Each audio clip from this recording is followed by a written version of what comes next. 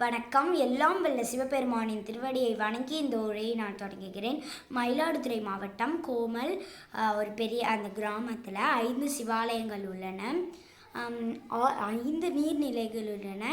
இதுக்கு இன்னொரு ஒரு நீர்நிலைகள் உள்ளன. அது என்னென்னா வீர சோழன் ஆறு அப்படிங்கிற அந்த பேர் தான் இன்னொரு நீர்நிலை. அது வந்து திருவிடைமருதூர் அப்படிங்கிற அந்த ஊரில் ஸ்ரீ மகாலிங்க சுவாமியும் அம்பாலும் வந்து அந்த ஆறில் தான் வந்து தீர்த்தம் வந்து கொடுப்பாங்க. அவ்வளோ ஒரு புனிதமான ஆறு அது. சிவசக்தி வெளிப்பாடால் நீர் நில வளங்கள் நல்ல செழிப்பாக அழகாக உள்ளன. ஊரின் நடுவே ஸ்ரீ பூர்ணி சமேத ஸ்ரீ கிருபா குபாரேஸ்வரர் சுவாமி அவர் ஆலயம் வந்து இருக்குன்னு. கூபம் அப்படின்னா வந்து கிணறு. அந்த ஊரில் வந்து இவ்வளோ அழகான அது வந்து ஒரு பெரிய ஊர். நிறைய 5 சிவாலயங்கள் அந்த ஊரில் உள்ளன. ராமசுவாமி அப்படின்னு ஒரு தாத்தா இருக்கார். அவருக்கு வந்து 85 வயது. அவர் எப்பயுமே வந்து கோயில் எப்பயுமே வந்து தூய்மையாக வச்சுருப்பார். எப்பயுமே போய் வேலையெல்லாம் கோயிலில் உள்ள வேலையெல்லாம் வந்து செய்வார்.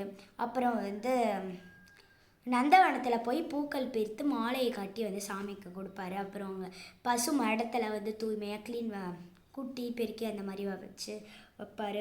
இந்த மாதிரி சிவன் தான் ஒரே தெய்வம் என்று உறுதியாக உடையவர் அவர்.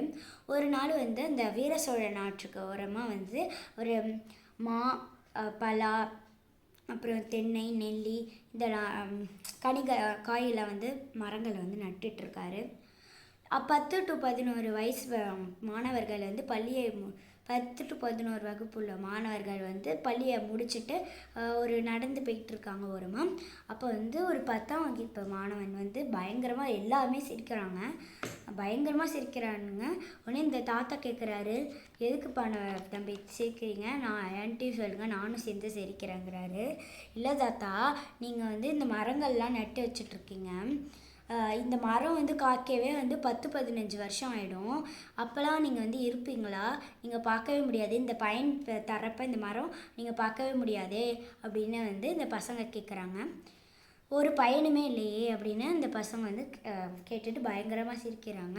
உடனே இந்த தாத்தா சொல்கிறாரு, நீங்கள் கேட்டது சரிதான், இந்த நல்ல ஒரு கேள்வியாக தான் இருக்குது. ஆனால் இதே மாதிரி நம்ம முன்னோர்கள், என்னோடய அப்பா தாத்தா பாட்டி எல்லாரும் இந்த மாதிரி எனக்கு ஒரு பயனும் இல்லை, அதனால நான் இந்த மரம்லாம் நட்ட முடியாது அப்படின்ட்டு விட்டா இந்நேரம் நம்ம வந்து இப்படி சோலையாக வந்து அழகான கிராமத்தில் வந்து வாழ்ந்திருக்க முடியாது. இதே ஊரே வந்து பாலைவனமாக தான் இருக்கும். ஆனால் இப்போ வந்து சோலையாக இருக்கிறதுக்குனா காரணம் என்னென்னா, நம்மளோட முன்னோர்கள் வந்து நம்மளுக்காக கனிகள் எல்லாத்தையும் வந்து நட்டு வச்சு மரங்களாக இப்போ நம்மளுக்கு வந்து பயன்கள் கொடுக்குது. அதேமாரி தான் நான் எதுக்கு நட்டு வைக்கிறேன்னா, நான் பார்க்க முடியாதனாலும் நீங்கள் வந்து சாப்பிடுவீங்க, அப்புறமா உங்கள் பசங்க சாப்பிடுவாங்க, உங்களுக்கு பேர பசங்க எல்லாருமே சாப்பிடுவாங்க. தலைமுறையாக வந்து சாப்பிட்டுட்டே வருவாங்க. நம்ம வந்து சமூகத்திற்கும் வந்து ஒரு நலன்கள் செய்யணும் அப்படின்னு அந்த தாத்தா வந்து சொல்கிறாங்க. இதனால மட்டும் மரங்களுக்கும் நிறைய பலன்களும் உள்ளன. மரம் வளர்க்குறதுனால நிறைய பலன்களும் உள்ளன. கார்பன் டை ஆக்சைடு வந்து உறிஞ்சு மரம், அது ஒரு கெட்ட வந்து காற்று. அந்த உறிஞ்சு நம்மளுக்கு ஒரு நல்ல ஆக்சிஜனை வந்து வெளிப்படுது அந்த மரம். அப்புறம் வந்து அந்த மரத்தினால அந்த கிளைகள், பூ, கொழுந்து எல்லாமே வந்து நம்மளுக்கு ஒரு வேறு எல்லாமே தனித்தனி மருத்துவ குணங்கள் வந்து உடையது அது. அப்புறம் வந்து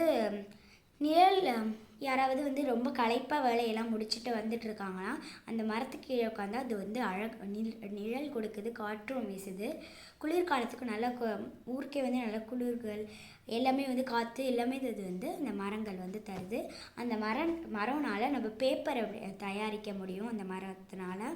அப்புறம் வந்து விறகுகள், கட்டைகள் இதெல்லாமும் வந்து இந்த கட்டுகள்லாமும் நம்ம வந்து செய்கிறதுக்கு மரம் வந்து பயன்படுது. அப்புறம் காய்கனிகள் இதெல்லாமும் மரம் வந்து நம்மளுக்கு தருது. இதுலேருந்து நம்மளுக்கு என்ன தெரியுதுன்னா, நம்மளும் ஓரிரை கோட்பாடு செஞ்சுட்டு சமூக நலன்களுக்கும் அந்த வழிபாடுகளும் செஞ்சால் அதுவும் வந்து சிவனுக்கு இணையானது, அந்த சிவனுக்கு செய்கிறது பணிக்கு செய்கிறதுக்கும் இணையானது தான் இதுவும். அதனால் எப்பொழுதுமே முழு நீர் அணிங்க, ருத்ராட்சம் போடுங்க, 5 எழுத்து எப்பயுமே சொல்லிகிட்டே இருங்க. நீங்களும் நிறையா மரங்கள்லாம் வளருங்க. இன்னும் நிறையா நீங்கள் பார்க்கலனாலும் உங்கள் தலைமுறைகள், அடுத்தடுத்த தலைமுறைகள் வந்து பார்த்து மகிழட்டும் அப்படின்னு இந்த தாத்தா வந்து அவங்களுக்கெல்லாம் வந்து சொல்கிறாரு. இந்த பசங்களும் அதெல்லாம் உணர்ந்தாங்க. தாத்தா ஆமாம் தாத்தா, நாங்கள் தெரியாமல் உணராமல் வந்து இதை கேட்டுட்டோம், எங்களை மன்னிச்சிருங்க. நாங்களும் இனிமேல் எப்பொழுதுமே விபூதி ருத்ராட்சம் எல்லாமே போட்டுட்ருப்போம், 5 எழுத்து சொல்லிகிட்டே ஓதுவோம் அப்படின்னு அவங்க தாத்தாட்ட வந்து சொல்லிவிட்டு எப்பயுமே மரமும் நடுவோம் அப்படின்னு சொல்கிறாங்க. இதிலிருந்து விடை பெறுகிறேன். கோமல் வி. மித்ர ரூபிணியாகி நான் இதிலிருந்து விடை பெறுகிறேன். நன்றி, வணக்கம்.